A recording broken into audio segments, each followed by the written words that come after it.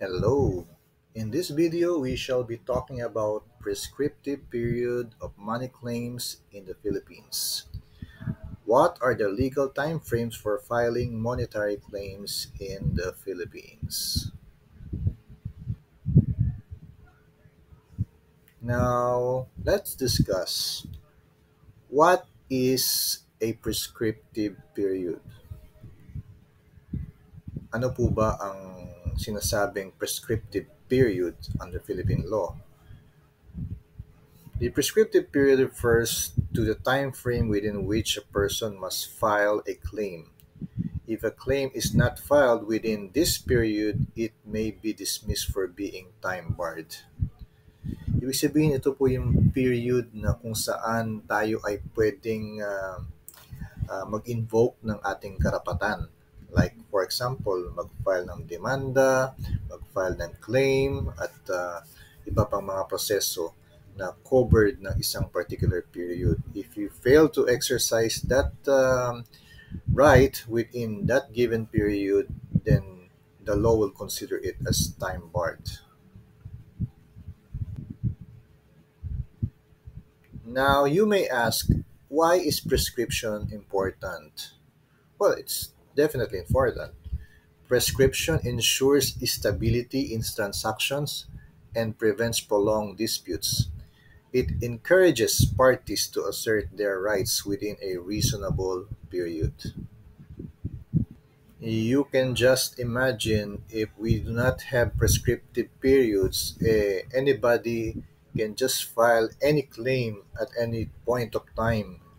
Any even if that invocation of a particular claim will be made after so many years. So you can just imagine kung gaano po kagulo ang mangyayari kung ang mga tao ay i-allow natin na mag-invoke ng kanilang karapatan at any given time, no?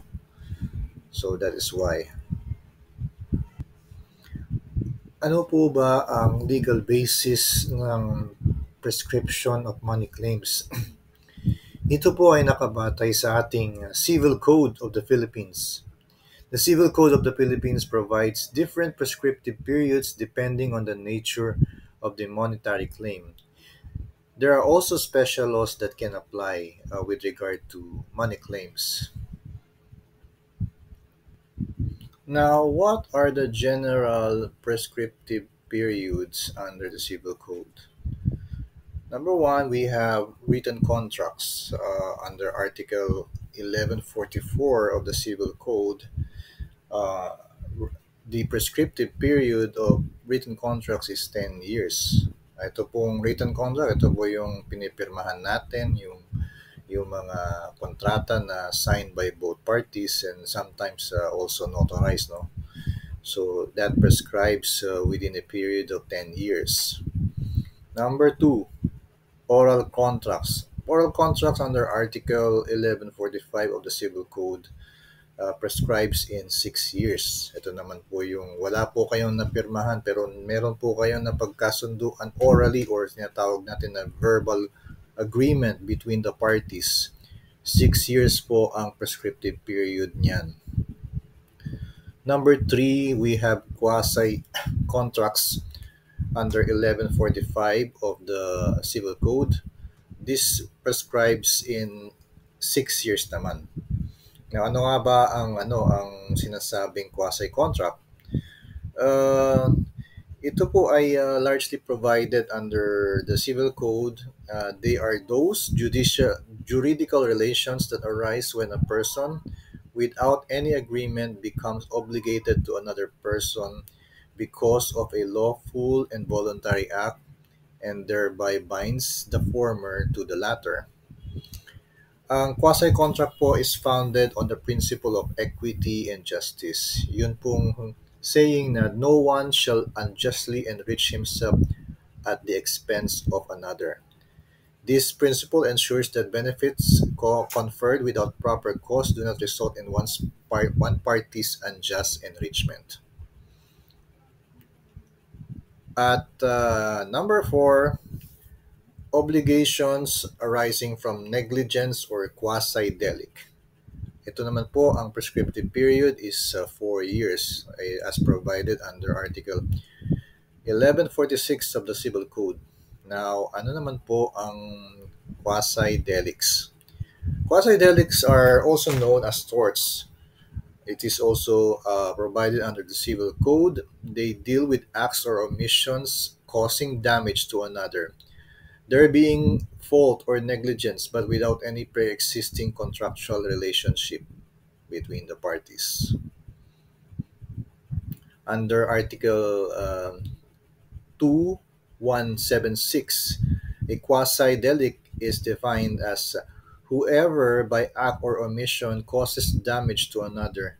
There being fault or negligence is obliged to pay for the damage done. Such fault or negligence, if there is no pre existing contractual relation between the parties, is called a quasi delict. Now, what are the special prescriptive periods? Ito po ay number one, unpaid wages provided under Article 291 of the Labor Code. No? Ito naman po mga special prescriptive periods na ito ay nasa labas naman po ng Civil Code. No? So, for unpaid wages, ang prescriptive period po is 3 years lang. Ito po yung mga claims ng isang empleyado against their employer. We're talking about unpaid salaries, underpayment, underpaid benefits, unpaid benefits, final claim, separation pay.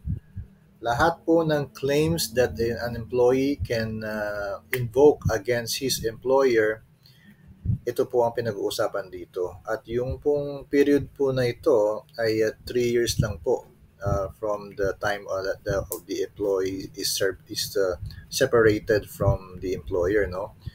So, yan po ay critical dahil kung iyong na-file ang claim mo after the lapse of the 3-year period, kahit gaano pa po kalaki yung claim mo, wala na po yan. I-dismiss po ng labor arbiter ang complaint mo based on prescription. So, ano pa ba ang iba pa mga prescriptive periods outside of the Civil Code? We have money claims against the government, which will also prescribe in 10 years. Ay, Civil Code pa rin pala ito. So, claims under a surety bond will also prescribe in 10 years if written or 6 years if oral. So, these are some of the special prescriptive periods na nasa batas po natin. Interrupting prescription. Meron po bang pagkakataon na pwedeng huminto yung pagtakbo ng prescriptive period under the law? Meron po. Pwede pong mag-toll or huminto ang prescriptive period under certain circumstances. One is when you file a case in court, no? That will also stop the running of the prescriptive period. Number two, when there is an acknowledgement of a debt by the debtor. And number three, when there is an agreement between the parties to extend the period. Pagka nagkasundo po ang mga parties na a prescriptive period will not apply, ibig sabihin they are extending that prescriptive period, valid po yun. That will be allowed, no? So, key takeaways. Based on what we have discussed today, gaano ba ka-importante ang prescriptive periods sa atin? Well, it is important.